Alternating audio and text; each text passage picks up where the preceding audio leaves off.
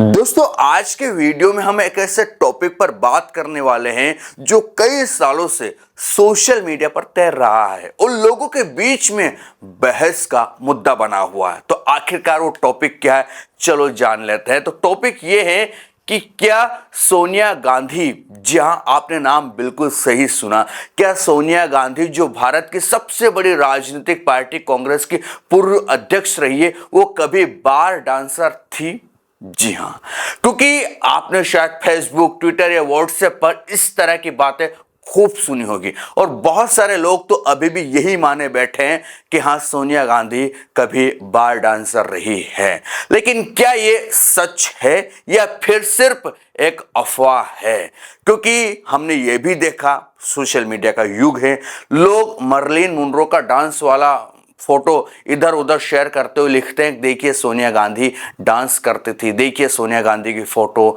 लोग तरह तरह की अफवाह भी फैलाते हैं, यहां तक कि देश के टीवी चैनल पर डिबेट पे बैठे कुछ लोग तो अभी भी बारबाला तक कह देते हैं सोनिया गांधी के प्रवक्ता को, देखिए बारबाला की पार्टी के प्रवक्ता। आप सुन रहे हैं ना, अब रुकिए ये तो 420 जो है, अरे अब रुकिए तो सही, एक सेकंड रुकिए तो। अगर बीजेपी का सुनिए ना, अगर बीजेपी का उन्होंने कोई नाम रखा उसमें इस तरह की बहुत सारी वीडियो क्लिप भी वायरल हुई है।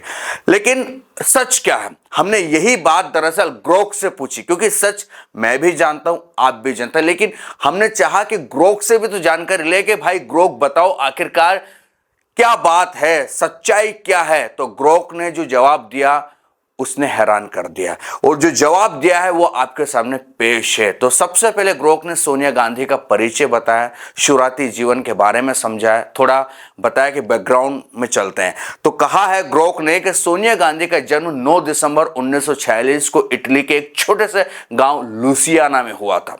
उनका असली नाम था एंटोनिया एडविज अल्बिना मैनो।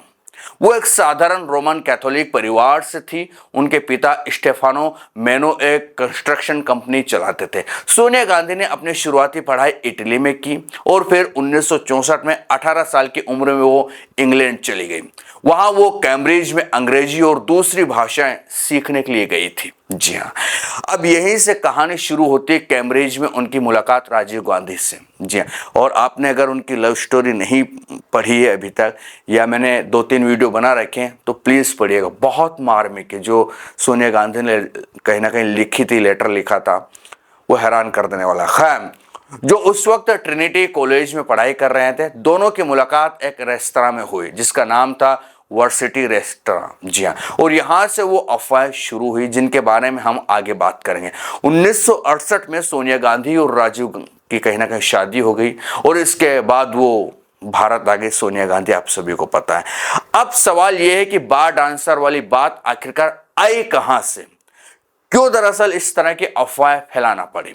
तो सोशल मीडिया पर सालों से यह दावा किया जाता रहा है कि सोनिया गांधी शादी से पहले बार डांसर थी और उनके फोटो बना बना के दूसरे जो मॉडल रही है मर्लिन मुनरो के जैसे, उनको इधर उधर शेयर किया जाता है और कहा जाता है कि यही सोनिया गांधी है। खैर, कुछ लोग कहते हैं कि वो किसी डांस बार में काम करती थी और कुछ तो ये भी कहते हैं कि राजीव गांधी को फंसाने के लिए ऐसा किया गया। लेकिन क्या इसके पीछे कोई सबूत है? तो सबसे पहले यह समझना जरूरी है कि यह दावा कहां से शुरू हुआ।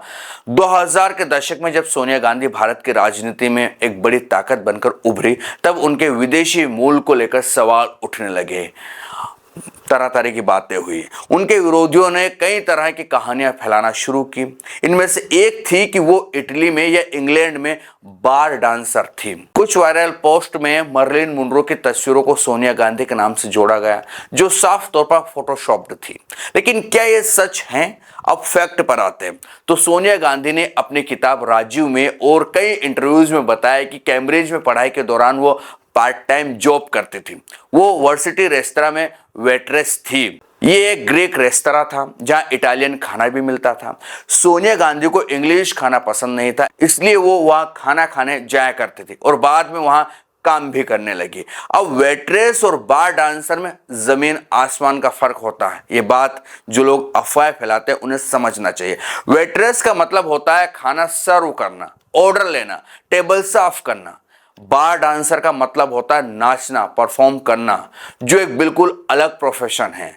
सोनिया गांधी के इस काम का जिक्र उनकी लव स्टोरी में भी आता है, जब वो और राजीव वहां मिले थे।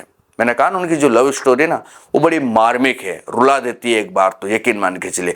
इसके अलावा उनके जीवन का भी कोई विश्वसनीय रिकॉर्ड नहीं है, न इटली में न इंग्लैंड में। ये नहीं कहता कि वो बार डांसर थी, यानी कि कहीं कोई सबूत नहीं है, न ही कोई फोटो, वीडियो या डॉक्यूमेंट इस दावे को साबित करता है।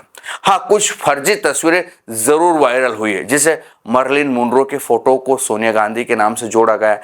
दैनिक भास्कर और बीबीसी जैसे फैक्ट चेकर्स ने भी इन दावों को गलत साबित किया है। तो फिर सवाल यह है कि ये अफवाहें क्यों फैली? इसका जवाब है कि राजनीति। जी हाँ, राजनीति कितनी गंदी होती है आप सभी को पता है।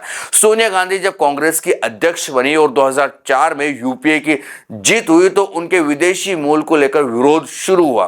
कुछ लोगों ने इसे हथियार बनाया और उनकी छवि खराब करने के लिए ऐसी कहानियां गढ़ी।